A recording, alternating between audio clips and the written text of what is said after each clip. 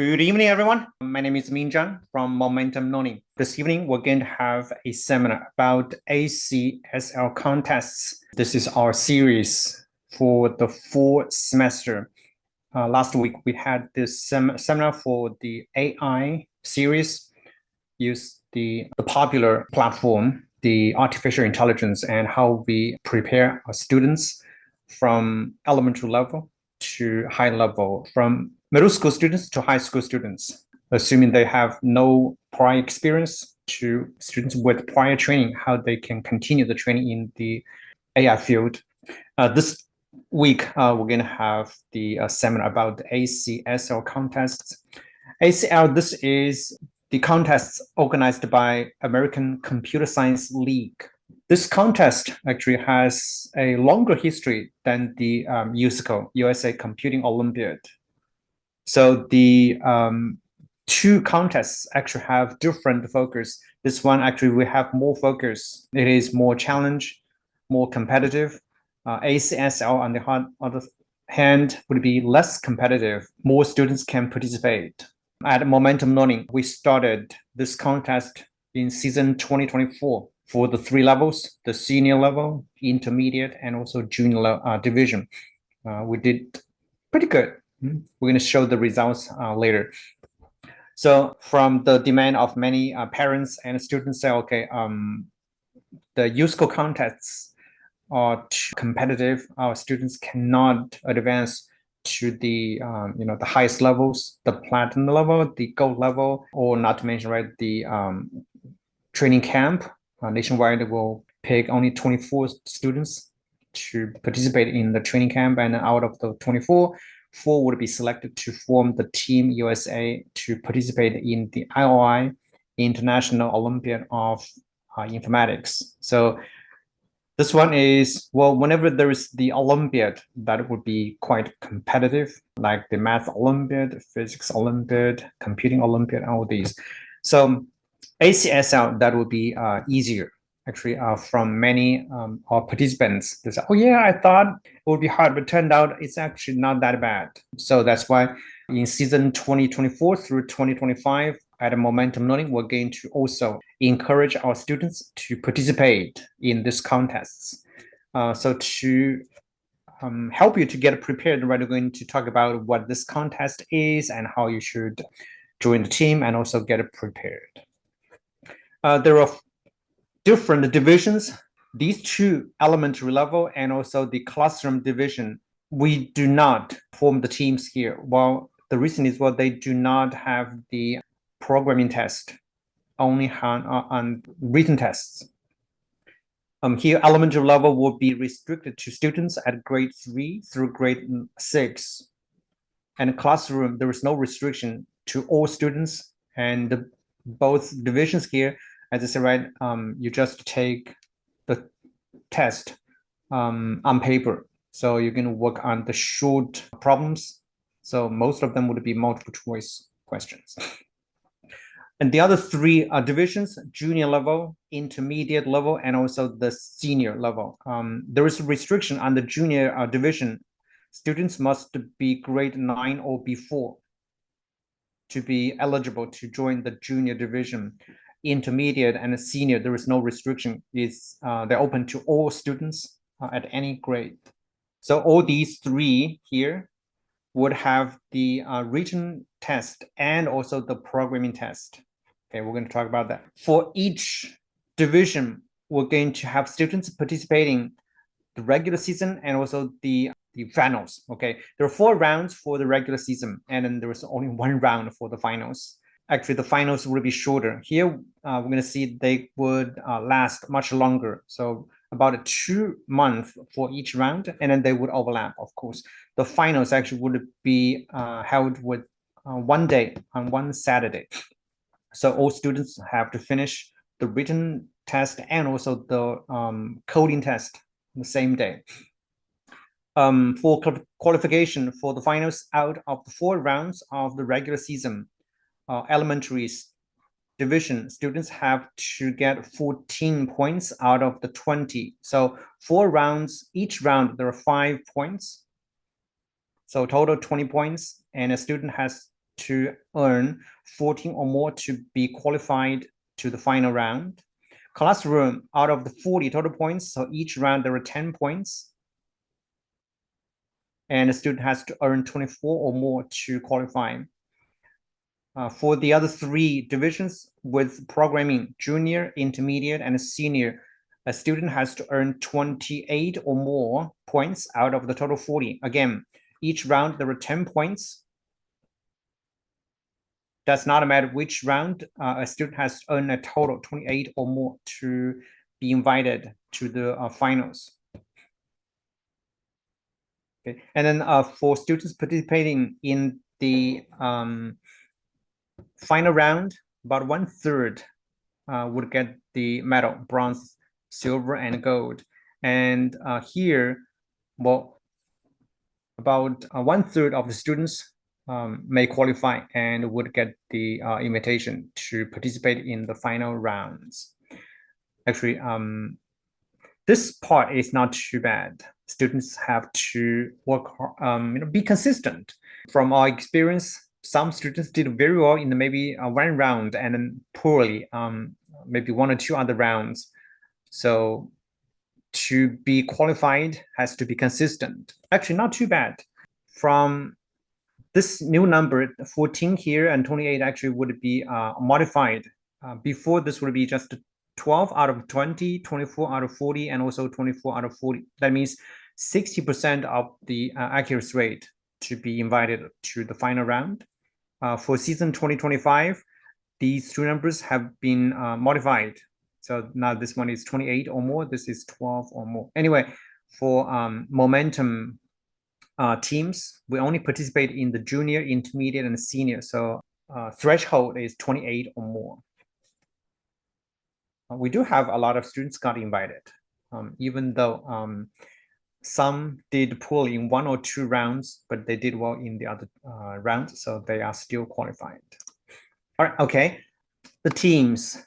Every team may have up to 12 students, and then the scoring scheme, you can decide best of 5 or best 3. Maybe this is a little bit different from the, say, USCO or other Olympiad contests where everyone is working individually. Here, we're working on a team for the regular season, the 4 rounds. So out of the whatever the number of students in each team, for the team, we always pick the best 5 or best 3, depending on which scheme, which method you want to pick. So if you say, we'll decide the best 5 because we have maybe 11 students in the team or 12 students in the team, so we can afford to pick the best 5 each round.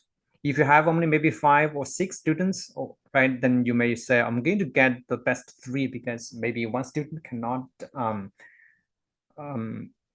guarantee participating in each round. So you can say, we're going to do the best 3. So every time among the students in the team, we'll always pick the top 3 or top 5 to be the team's score. But if a student wants to get invited to the final exam, a final round, then the team score does not help.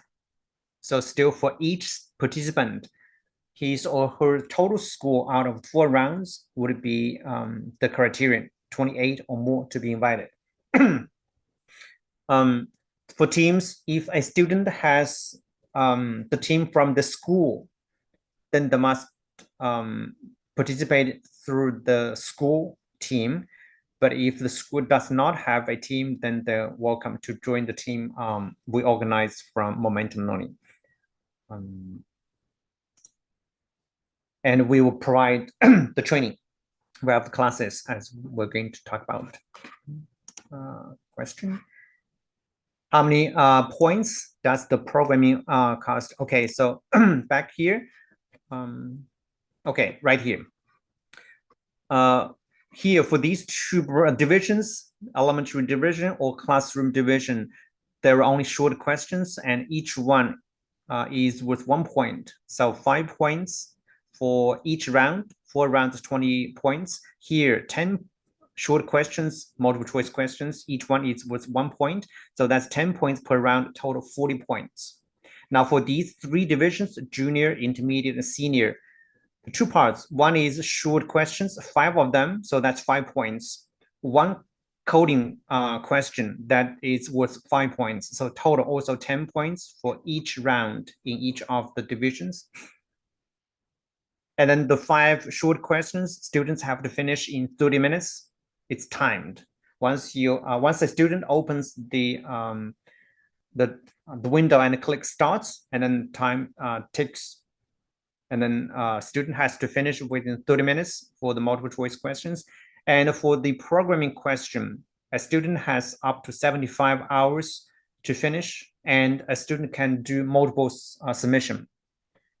After each submission, student would get the result. So each question, there are different input and also the output. So when the student submits the solution, the source code, right? The student does not know the input, does not know the output, but the student will get the result, whether his or her program, right, will get the right answer for each of the test cases. Normally, there will be 5 test cases. Each test case is worth 1 point. So a student knows the result, whether the answer for each test case is correct or not. If not all correct, student still has chance to rework on it, even though does not know why or which part, right, is causing trouble. So the student has to work on it. So after modification, making changes, hopefully fixing the mistake, right, submit again, and we'll get the results again. If still not correct, still has time to make changes and resubmit. There's no restrictions how many resubmission can be made. Actually, normally this would be a number much higher than you think. And then there is no penalty for resubmission. So many students can get used to this style. Actually, this is the standard for competitive programming. There is an online judge. Of course, that will be automatic. The participants will just submit source code, and then the code will be executed at the server and then compared. The results is compared with the reference solution. So that would be quite convenient. There is no need for the proctor or for the teacher to judge, okay, whether your code is correct or not. So that's how you go through the contest. So again, 10 points for each round here, 5 points from the short questions. Each question is worth 1 point. Programming question is worth 5 points. So total 10 points for each round, total that be 40 points. These 2 divisions, since there is no programming question, so only with the short questions. Some students, especially in the junior level or the elementary level, they may need more supervision. From our experience, we noticed some students at the junior division, maybe they are still, say, 6th graders, 7th graders, they're not so focused, so they need more attention. That's our experience. The senior level students, most of them would be high school students, and then they're in maybe 10th grade or 11th grade. So they know this, and then they will be more careful about the submission. Some students actually made mistakes in the submission for either the short questions or for the programming questions. So we're going to be more careful when they are in the actual contest. So compared with the USCO, so this one contest, right, is relatively easier to get medals, not only on the regular season 4 rounds, and also can get recognition at national level. And also this will take less time to prepare. Our classes also would reflect this nature. Many students, if they take, especially in high school, if they do take the ACSL class, then they would have a very good preparation to get started. Especially the first round is rather easy. So many students feel, oh yeah, okay, this is actually not too bad. Besides taking the ACSL classes, right, they can just spend a little bit more time on it, and then they're going to feel very comfortable in the first round. And also for the several questions in the second, third, fourth round, and also the final round, they have to prepare more, but that's still much less competitive or demanding than the U-School contest. So from our experience, students would spend a little bit more than the amount they spend in the APCSA class. Or if they have taken the APCSA class earlier, then they would just spend a little bit more time to prepare for this contest, especially the 1 week or 2 weeks before the actual contest. So to make sure they warm up so that they would do fast in the short questions, and also make sure they would still feel fluent in the coding. Anyway, they have 72 hours, 3 days to finish the one question. That's actually much easier many times than the school projects or the weekly projects they receive when they take the APCSA class.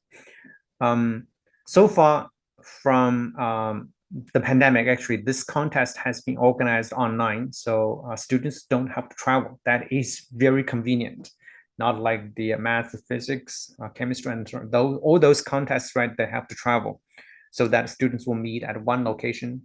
Here, this contest is organized through Zoom. Of course, during the contest, especially for the short questions, students have to turn on the camera. So that will increase the security. But for the coding part, actually less competitive. I mean, less strict. But anyway, this contest actually is, students will be more honest in this way.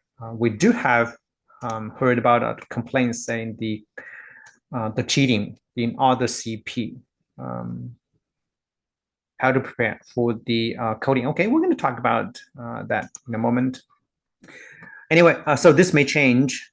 So we heard a lot about, say, particularly for the finals round, students may gather around. ACSL may call all students will gather in several locations so that there is no way to cheat at the end. So I think that would be a good thing.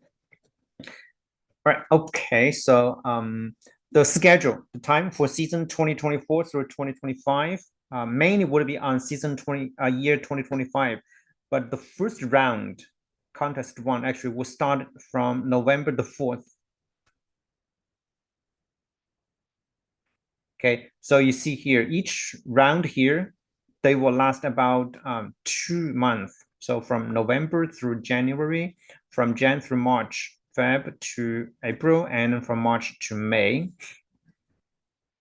So a student or team members, right, can take the exam, the contest, anytime they want.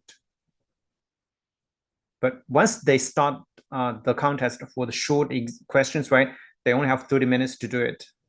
And for the coding, once they click start, they have 72 hours to finish.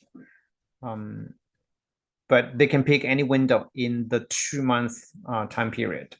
The finals round will be taken on May 24th, 2025. That will be a Saturday. So hopefully, once this goes back to the original format, actually, the ACSL contest used to be the way like the math Olympiad, physics Olympiad, right? All students have to sit in one location, regional locations to compete. This online version actually was due to the reason from pandemic. Hopefully this will change, especially for this one. So some students actually were worried, what if I cannot make the exam, make the contest, right? So you have about 2 months to finish one round. So should be much more flexible. So that can help many students for the scheduling conflicts. This is the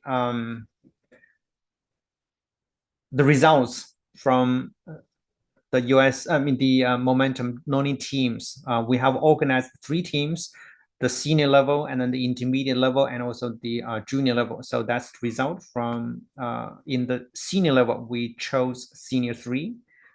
This is our team standing.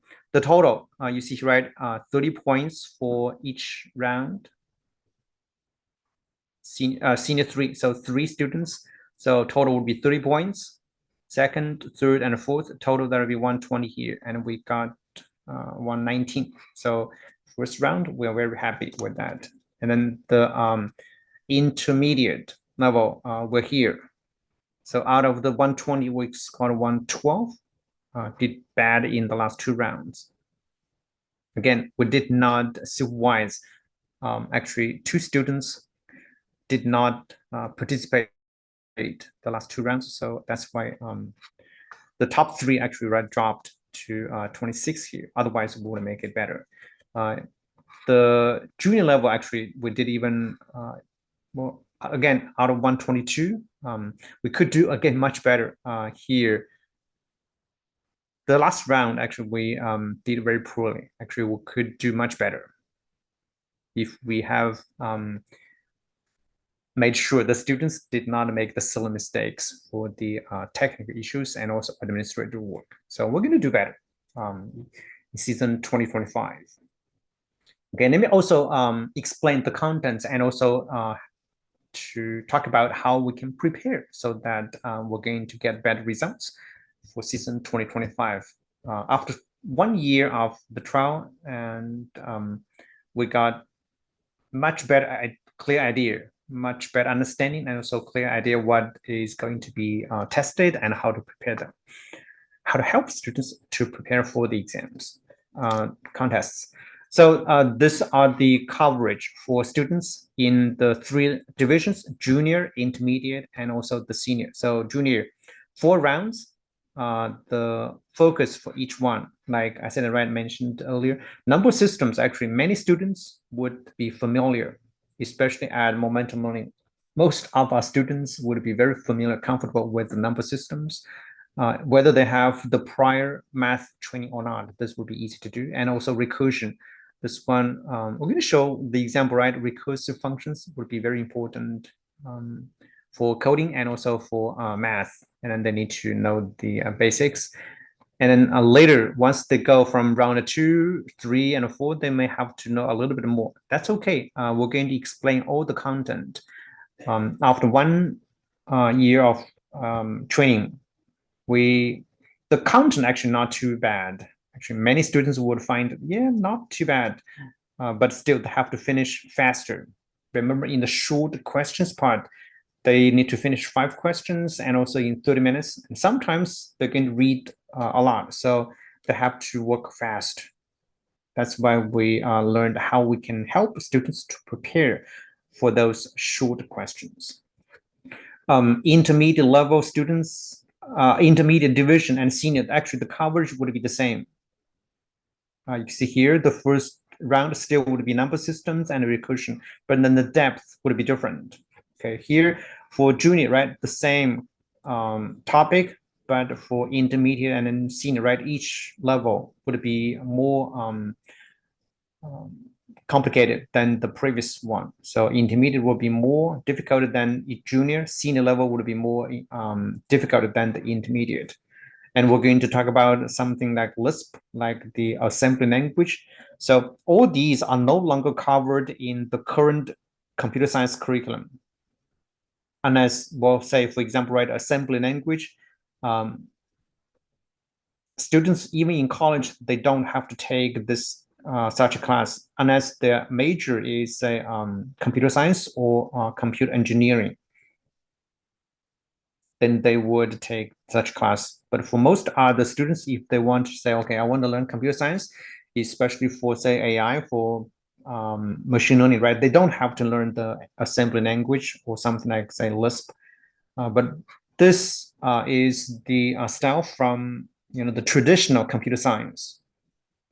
But anyway, students don't have to spend a lot of time to work on those topics, and each one we're going to just learn a little bit so that students will have the enough knowledge, and then they're going to solve some questions. So the knowledge, the techniques are not complicated, not too much, but they have to be fluent. That's why they need practice, especially the 1 or 2 weeks before each contest. So some students actually got into the impression, okay, that's easy. So learn the technique, learn the knowledge, and then maybe the contest is still say a month away, and then they tend to forget about it. And then even though they know how to solve it, right, but with time pressure, sometimes they did not do so well. So we're going to help them to do better. All right. So this is one example for the recursion, as I mentioned, right? All four divisions, all for three divisions, junior, intermediate, and senior, would test the students on recursion. So this is an example for junior level. So say, for example, f, the function is defined in this way here. If x is bigger than y, take this expression.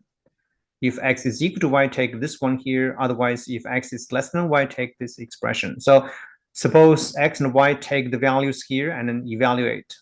So students will have to assume they are the computer and then evaluate. That's okay. They have done a lot of these training. So plug in 20 for x, plug in 12 for y, and depending on the comparison for x and y, find one way, and then they're going to evaluate with another occurrence of the same function, but different parameters. So most students will find this very easy.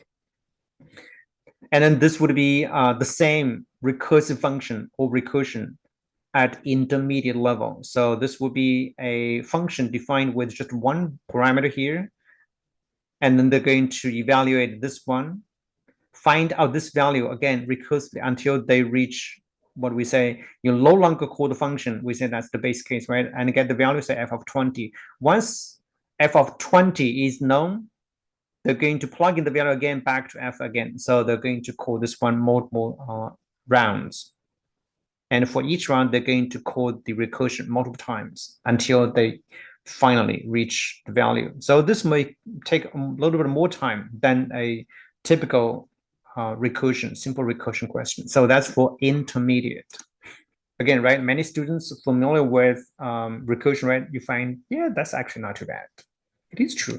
And this would be the an example question for senior level. So this time, students may have to evaluate function f here, defined again similar to what we did showed earlier, right?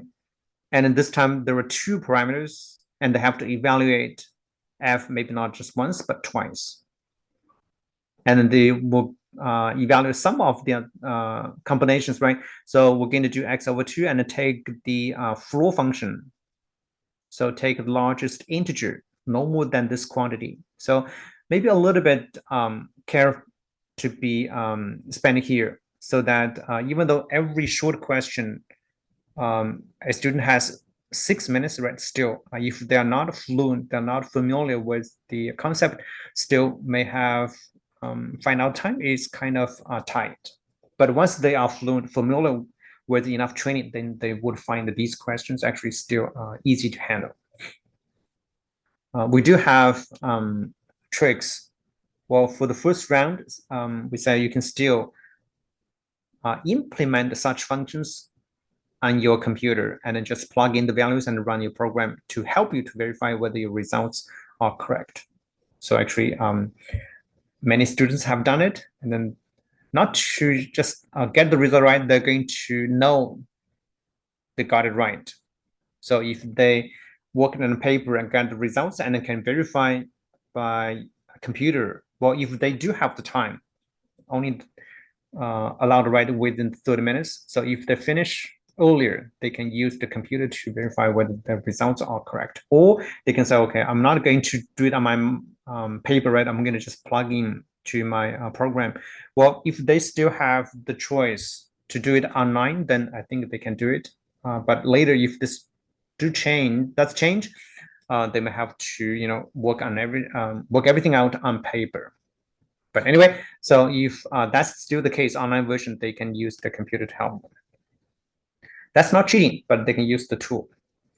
Okay, for programming. So here I'm going to again show a question that appeared in all three divisions, junior, intermediate, and then the senior level. The question actually is kind of easy to to explain. So this is what we call the Pascal triangle. Every number here, right, is the sum of the two numbers above it. So that's the famous Pascal triangle. The question here asks, suppose a number is given like this here. This is actually the Fibonacci sequence. Turned out, right, if you add the numbers in not the horizontal way, not the vertical way, but in this diagonal way here, then you're going to find out that the sum of each diagonal would be a number in the Fibonacci sequence. Okay, so now the question says, well, if you are given a number in the Fibonacci sequence here, find out which diagonal so that the numbers will add up to this number in the Fibonacci sequence. Okay, this is actually not too bad. Actually, many students can get this right, even at the junior level. Okay, you might think, right, this is actually a little bit harder to process. Actually, with some experience in programming, many students find, yeah, okay, this is actually not too bad. Okay, that's for the junior division. For intermediate, still the same setting up. So that's the Pascal triangle and the Fibonacci sequence, and pick any number in the Fibonacci sequence, find out the diagonal where the sum of all the integers will add up to this number that we picked.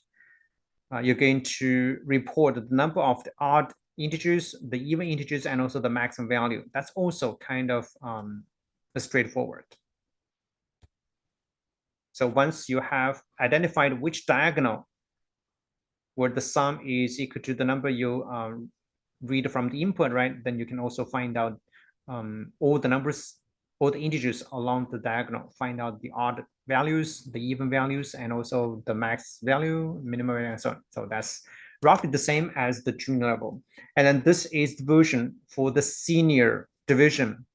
The same setting here, the Pascal triangle, the Fibonacci sequence. This time you're going to find out if you're given a number in the Fibonacci sequence, find out this diagonal here. Now you're not only work on this diagonal, you can work on all the integers on or above this diagonal. For example, if I picked 34 here, then we have the numbers 1, 7, 15, 10, and 1 here, and also all the numbers above this diagonal. Now you're going to count the number of integers that are appearing only once. So this may be a little bit more tedious. So not only work on one diagonal, but you can work on many diagonals and also count how many numbers, how many integers that have appeared only once. So for example, right, integer 1 is not, because integer 1 has appeared multiple times. Like this one here, 15 appeared only once. That is good. Integer 7 also appeared once. Integer 6 only appeared once, but not 10. 10 appeared twice. 5 also appeared twice. Okay, so you have to be careful. Of course, right, for all the three divisions, students have to find out which diagonal so that all the numbers, all the integers on this diagonal, right, would add up to the number that you read from the input. So you see, right, even you're not a person, right, working in computer science, but you can also understand the question. So what the students need to do is to find out a way to do it. Okay, back to the question for how do students prepare? I think I did mention one thing here.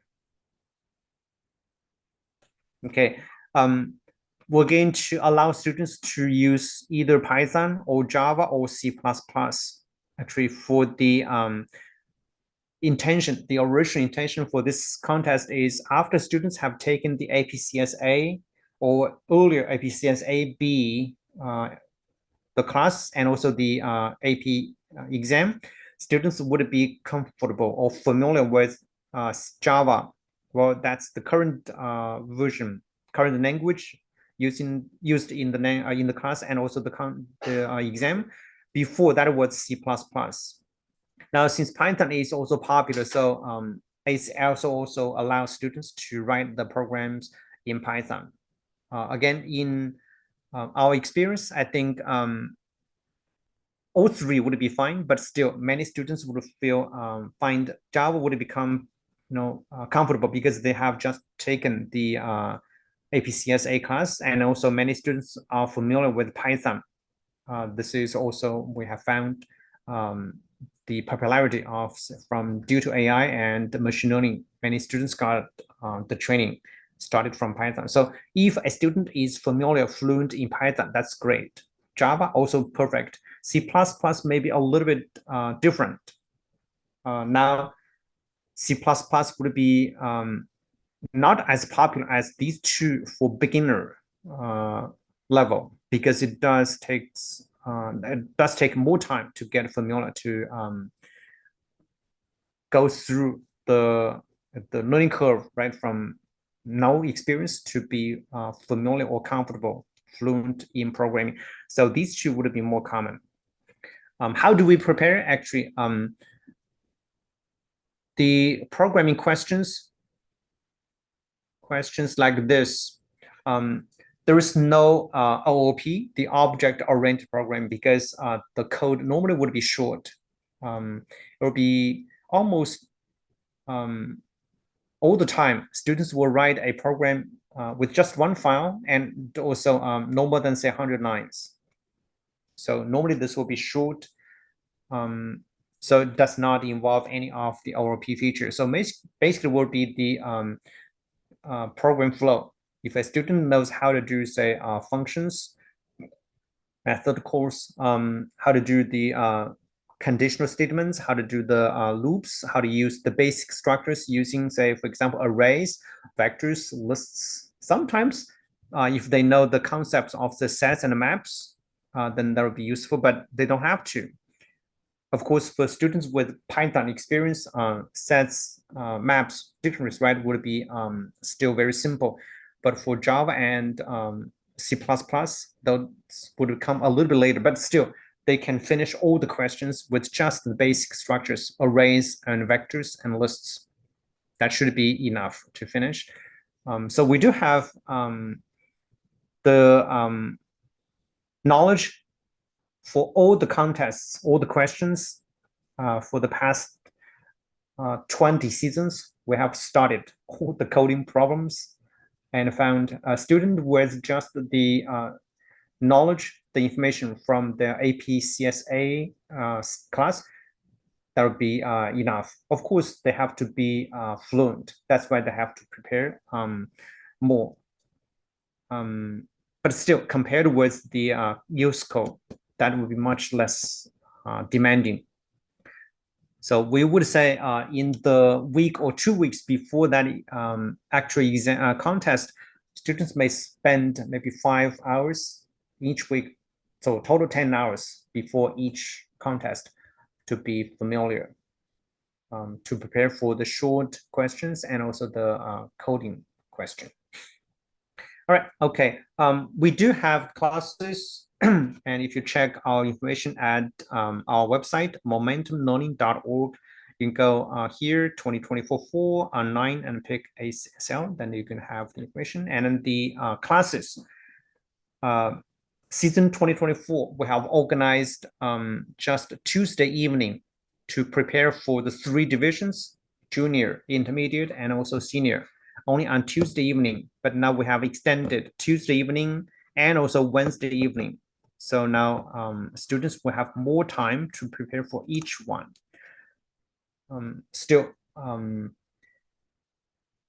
we encourage students, even they're not, sometimes, right, maybe we finished the round 1 and then there was another, say, 2 months before the second round would get started. So some students may get, say, forget. So don't do practice. From our experience, even there is no coding contest or something like that in the next several months, right? Still try to have some coding. Don't let that, sit there for 2 months without any practice. If that's the case, then it will take more time to warm up again. So we do recommend for students taking ACSL and also simultaneously, say USCO and also the AI classes, right? the coding would be the same. If you are familiar with the coding, that will help you a lot for the contest in all three. The AI training for the ACSL for the use scope. So don't let coding go, say for not to say even month, right? Several weeks without touching, without coding. That would be a bad choice. And our website, Momentum Learning, you can find all the information, and our front desk info at momentumlearning.org. They will be very happy to help you with any of the questions. And also, if you have any suggestion for the ACSL contest for team forming and also for the administrating, right, we'll be very happy to listen to your suggestions and your ideas.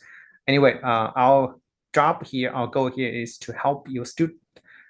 So we want to say this word again, help us to help you. And we'll be so honored to help you students to achieve their goals. All right, with this, I'll stop here and I'm going to see whether I have any question to answer.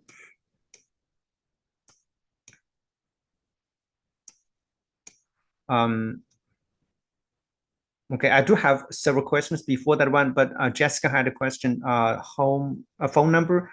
This is the phone number in our front desk. If you want to get my number, yeah, okay, I can give you my number. This is my number, 832-423-6139.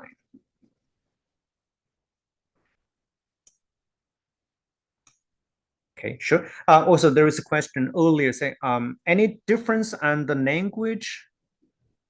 Okay, there was another question. Give me 1 second. Let me finish. There were a few questions before. There's no, in our opinion, there is no advantage or disadvantage in any of the three. All three would be okay. If a student is familiar, fluent with one language, then stick with it. It will be much better than switching to get, cross the languages. This is a little bit different from what we would take for USCO contest. There, actually, we would recommend students to be bilingual and sometimes trilingual. There are many questions, actually, you might say, for a specific question, you might do well in one language over the other two. So we strongly recommend the students to speak fluently with Java and C++, and also for USCO brands, we say, okay, Python is also fine. But for this one here, ACSL, all three languages should be equally useful. And if you are just familiar with one, fluent with one, that's enough. You don't have to be fluent in the other two. Okay. Sean has a question. Link for the PowerPoint. We're going to upload this one to the to Momentum website. You can get a get a copy of that one. Sure. There's question, is Wu said, right, is a programming prep textbook. Actually, you can't. Different from other CP, competitive programming, where you would get the questions, for example, USCO, you could have all the questions in the past multiple seasons. For say lead code, right, you also have the questions for code forces, all of them, but ACSL, I don't know, they keep the questions private. Actually, we have to purchase all the questions in the past 20 plus seasons. We did all of them. So far, there's no book, there's no website that would do what others read, say all the questions in the past 10, 20 seasons, right, will be actually, we cannot do that. It is proprietary. So even though students can get those past contest questions from us, but they cannot distribute freely. That's the same what we got. Well, actually, my opinion is actually, why don't they make it public? That will help more students to participate. So even though last season, they say about 8,000 students participated, that's still a much smaller number than USCO contest. Yeah, so I think to help them, right, they should release all the material. But who knows? This may come later. Anyway, I do agree with parents and the students, right? Can we take a look at the past USCO the ACSL contest problems, so that can help us to prepare, and then we can get more students to participate, joining. Anyway, we're helping. So momentum learning, right? We do offer classes at USCO training and also for ACSL, and we think this would be more interesting to some students. They say, okay, maybe USCO a little bit too much or too difficult, just like math Olympiad, physics Olympiad, right? Computer Olympiad actually is not suitable for every student. That's for sure. But this one, ACSL actually would be much easier, as I mentioned. You don't have to be, very nerdy or math, the geek, right, to solve the questions. Most of the questions actually would be kind of similar to the level of your the standard tests, like the SAT, like ACT, and also the APCS question, the level like that one. And then the coding questions, the first several actually would be easier. The last one or the last two, right, maybe a little bit more challenge, but still it's manageable to most students. So they just need to be consistent. The short questions actually are multiple choice questions. So they always have the multiple choices, A, B, C, D. They need to just pick one. Before actually this happened before, short questions actually they'll just leave a blank, like the math counts. Yeah, so you need to come up with the solution and then fill in the blank. That happened before, but in the past several seasons, this has changed to only multiple choices. So that makes life much easier. I think that would make it easy for grading. If it is just choices, right, A, B, C, D, that's easier to check. If a student has to write on paper, right, sometimes handwriting would be a little bit tedious or messy. So multiple choice would be much easier to grade. Anyway, it's not to make life harder or miserable to the participants, right? So if they can make the questions interesting, I'm pretty sure, right, many students would participate. And also this would be a demonstrate or a certificate showing, okay, as a student, right, we have done more work beyond the school course. This is beyond the school level, so shows creativity and also the interest, and that will help students to at least add the achievements. Actually, we do recommend, right, for students to show that in the application package for college, they can do not just once. So we do recommend taking the oops, should be here. So junior, intermediate, and senior. Maybe in middle school, they can start junior level contest. And then maybe 9th grade, 10th grade, they can do the intermediate. And then 10th grade or 11th grade, they can do the senior. So that will make sure not just one item, okay, maybe 3 items, and also talk about what they have learned in each level and also how they made the journey. So that's kind of similar to what they have done in, say, competing Olympiad USCO. So going the promotion right from the introduction to learn how to code, and then bronze, silver, gold, and platinum. So the same journey they can write about it. So don't let a student finish all of them in, say, middle school. Then in high school, there's not much they can write about. So even though they can start junior division in middle school, don't do all of them in middle school. At least leaving these two to high school. So if you have just one item for one activity, right? That's a little bit too thin. But if you have 3 bullets, 3 items, right, that will make it easier to make it more powerful or convincing. So that's our suggestion. Actually, as we mentioned, right, this event does not take as much time as the others. So I think this would be overall the return, right, is actually not bad. We do recommend for many students, right, taking this one. And for those who are already taking classes at U School Training, right, they would find out these contests, especially the programming part, right, it will be so easy, much easier than the U School contest questions. Right. Okay. Any other questions I missed earlier? Oh, this schedule. One question was, how about the schedule? Do we decide actually?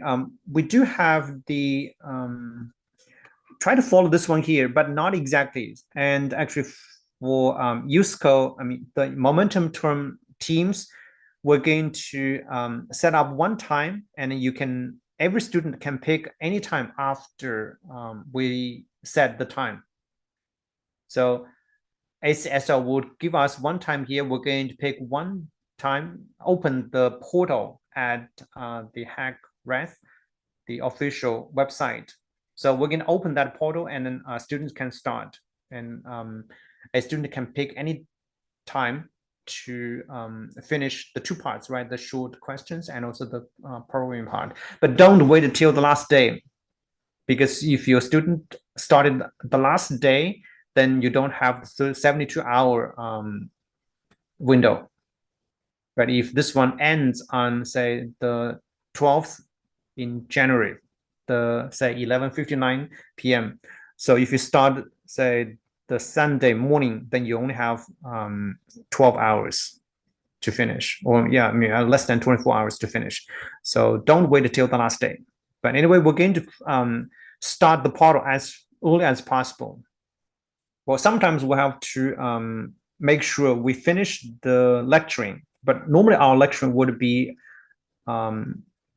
either on this date or earlier, before this date. So once we open the portal, then students basically, right, will have the full time. Normally 2 months should be enough. I know many parents or many students, right, will have a busy schedule sometimes, but normally for 2 months, right, you should be able to find out a time. But again, before each exam, you should be able to prepare. So give yourself a week or 2 to warm up so that you're going to get the best result.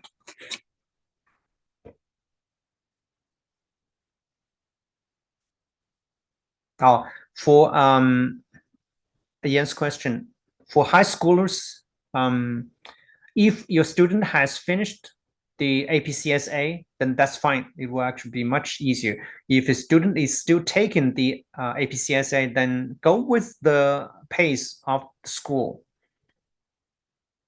So your student would find coding would be much easier, because right, that's always the case. If a student is taking the class, right, he or she has to code pretty much every day, or maybe once every 2 days. If a student, right, does not do coding at all for 5 days, 6 days a week, right, he or she may find out this class will be too hard.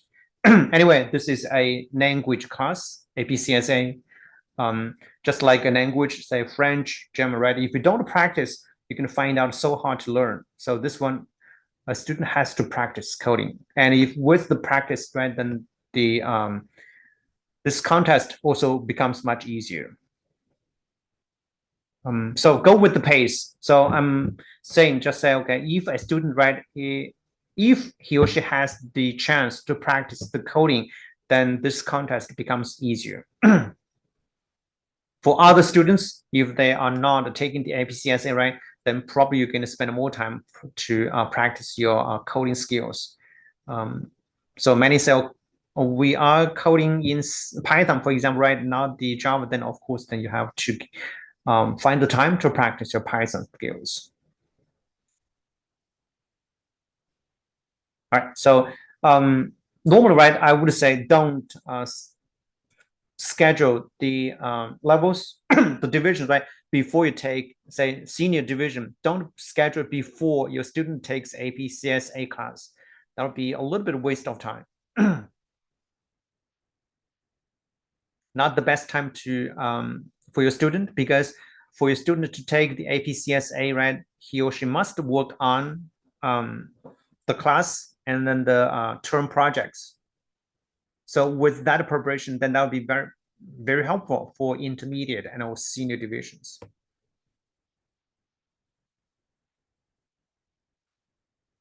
Well, you still take the follow the schedule in the school. I know many schools, right, do not have enough capacity. So a student cannot take the APCSA class in 9th grade or sometimes even 10th grade. So if that's the case, then I would say start preparation for junior division and also intermediate. After taking the APCSA, then would take the senior division. But then the previous two could start with Python, because Python would take less time to get a fluent in coding. That's our suggestion for language choice. Anyway, you can argue from another viewpoint, right? If a student has finished the senior division, then going back and taking the Java APCSA, that would be just a piece of cake. He or she does not have to spend much time at all for that class. So that would be an easier score for the AP credit. All right, hope I have answered your question. And again, right, if you have any further question, you're welcome to contact our front desk for more the administrative work, the questions there. And if you have any question about the content, right, you can call me directly, as I've just shown you my number there. All right, with this, I'll stop here, and I'm looking forward to seeing you and your student, right, in the next semester. All right, okay, bye.